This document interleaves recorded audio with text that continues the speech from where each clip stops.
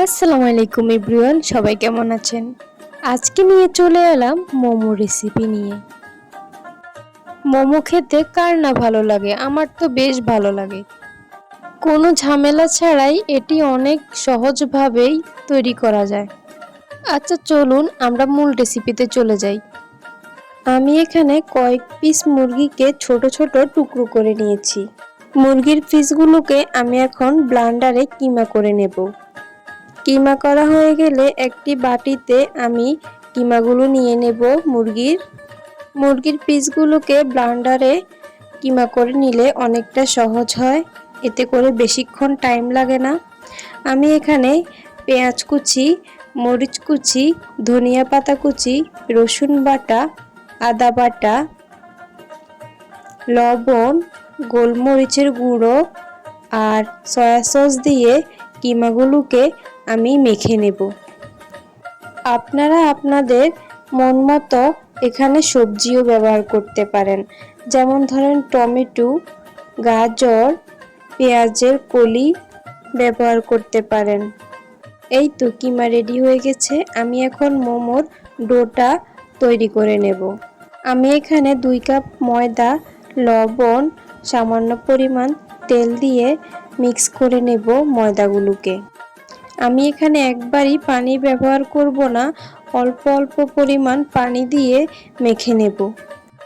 এতে করে ডোটা অনেক সফট হবে, বেশি শক্ত না আবার বেশি নরমও না, একদম পারফেক্ট একটা ডো হয়েছে মোমোর। আমি এখন মোমোর ডোটাকে ছোট ছোট লেচি করে নেব। একটু দেখে আপনারা বুঝতে পারবেন যে কতটুকু করে আমি লেচিগুলো করে নিয়েছি। এই তো আমার লেচিগুলো তৈরি হয়ে গেছে। এখন আমি লেচিগুলোকে ছোট ছোট আকারে রুটির শেপ করে নেব। আমাদের লেচিগুলোকে তৈরি করা হয়ে গেছে, রুটির শেপ আকারে দিয়েছি। এরপর মোমোর পুরগুলোকে আমি ভিতরে দিয়ে দেব। এই যে দেখেন আমি কিভাবে মোমোটা তৈরি করছি। আপনারা আপনাদের মন মতো, ইচ্ছা মতো, পছন্দ মতো আপনারা যে কোনো একটা আকৃতি দিতে পারেন মোমোর। আমি মোমোর পুরগুলো একটা একটা করে ভিতরে দিয়ে আমি মোমোগুলো তৈরি করে নিচ্ছি। আপনারা একটু খেয়াল করলেই বুঝতে পারবেন যে কিভাবে আমি মোমোগুলোর শেপ দিচ্ছি। আমার মোমো তৈরি করতে খুবই ভালো লাগে, একদমই ঝামেলা ছাড়াই মোমোগুলো খুব সহজে তৈরি করে ফেলা যায় যখনই খেতে মন চায়। আমি আমার পছন্দ মতো এখানে মোমোর শেপগুলো দিচ্ছি।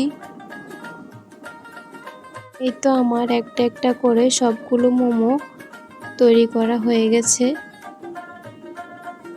তারপর আমি একটা জালিতে সামান্য পরিমাণ তেল দিয়ে পুরা জালিতে আমি মেখে নেব।